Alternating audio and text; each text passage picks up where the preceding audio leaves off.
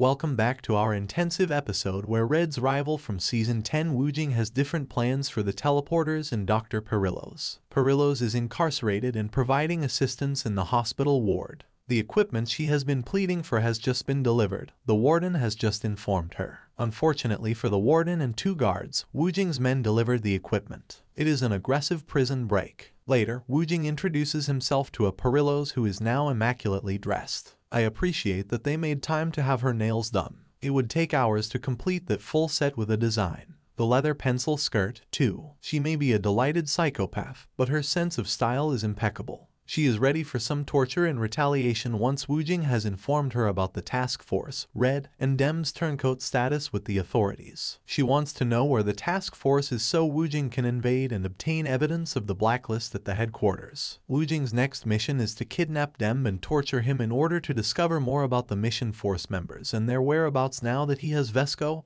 and Perillos on his team. When a former coworker and friend of Dem reaches out to him, it turns out to be a trap, which Wujing intensifies by threatening to kill the friend's daughter. But in this incident, this child is not the only innocent person whose life is at danger. Dem leads Wujing's troops on a bloody chase before arriving at a woman and her son's house. Dem points his own gun at himself when Wujing's goons point the gun at the boy's head to force him to give up. Dem is a tough opponent. He takes Wujing's soldiers on a merry chase while shooting a number of them. Only when they threaten to kill bystanders do they succeed in capturing him. Dem will undoubtedly not permit anyone to shoot a toddler in the head. During the chase, Dem was shot in the leg, and he lost a lot of blood. His agony is still ongoing. Dr. Perillos forces Dem back into her torture chair, and uses a nerve-zapping potion and other psychological tricks to try to coerce him into discussing his companions. She tries to change him using his love for Red and his cooperation with violent white people and institutions. But when the suffering she causes him grows more extreme, Dem remains mute, hardly making a sound.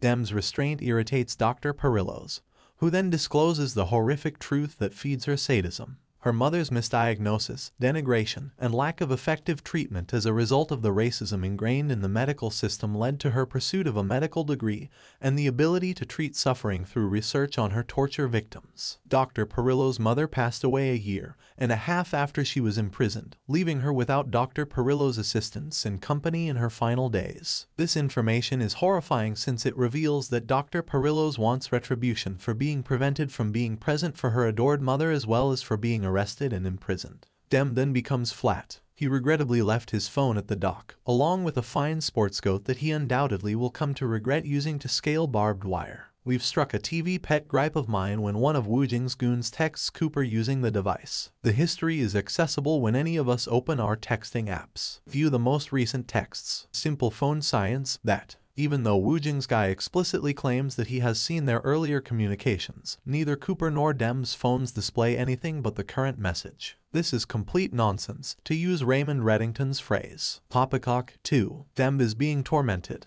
Again, this time, there is psychological agony in addition to her dreadful jellyfish poisons and other things. Dem joins the FBI to atone for his previous wrongdoing, which Perillos mocks. When that doesn't work, she moves on to the theory that he joined the task force in order to make sure he could still look after Red in some way. He loves Red, and the torturer zeroes in on that fact with unsettling precision. She also mentions the FBI's racist and violent roots, which is ironic coming from someone who regularly tortures people. Dem responds that he is aware of the FBI's past, thank you, and that he will withhold further details on the task force at this time. He then pretends to collapse, which is likely what I would have actually done had I seen the torture chair. Red ultimately aids Cooper in realizing that Dem is missing. And fastidious polyglot like Dem would never make the grammar error in the document that Wujing's man provided. Wujing is in an adjacent room updating Robert Vesco on his strategy as Dem is being tormented. They need to recruit a blacklister with outstanding computer skills because any evidence they manage to obtain from the task force raid will probably be encrypted.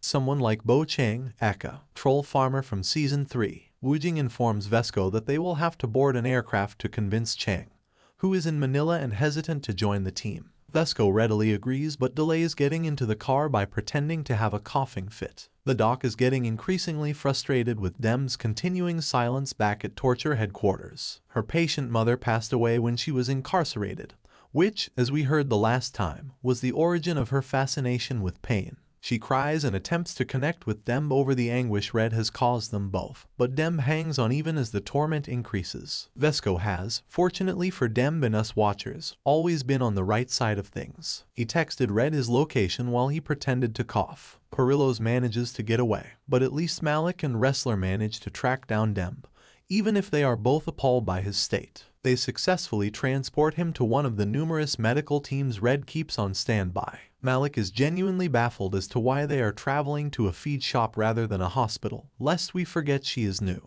When Wujing learns that the FBI searched his secret home, it becomes abundantly evident that Vesco was to blame. Duns and threats win out over the trip to the Philippines. However, now that the truth has come to light, Vesco is adorably disdainful of his captors, referring to them as Woo-Woo and Dr. Psychopath. He says he doesn't have any of the information they're looking for, and Red will eventually shoot them all because he's Raymond Reddington. Red wakes up beside Demb's side. As they discuss Vesco's double agenting, memories of Vesco's enjoyment of playing these spy games come to mind. Red assures Vesco that he will be in touch as soon as he can, but it is obvious that he is concerned. With justification, Robert Vesco had passed away by the time Red discovers him. Red gives his old adversary a tender kiss and bids him farewell in silence before resolutely walking away with the intention of finding and harming Wujing. Thank you for watching this episode on the Blacklist on our channel. Don't forget to like, comment, and subscribe on our movie channel recaps and review the Bullseye.